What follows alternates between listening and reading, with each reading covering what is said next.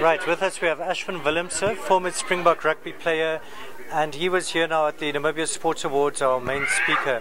Ashwin, tell us what's made you come to these awards.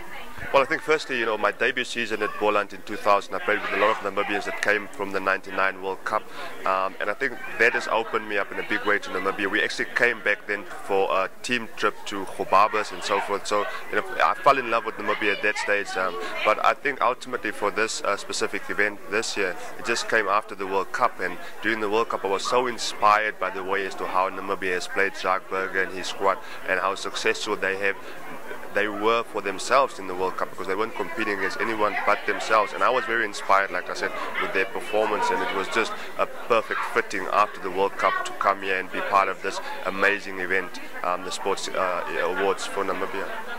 Great, and you, talking about inspiration, you gave a fantastic inspirational speech. Maybe can you just summarize it and the meaning of that, would you say?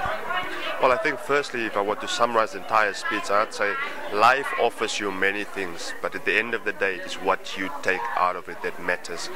From an inspirational level, I think we all have our stories and we all have our issues, our problems, but ultimately there's only one person that will determine your success, and that is you yourself. Don't allow anything to stand in your way. Stay focused, stay driven, motivate yourself, and try and achieve your utmost best all the time.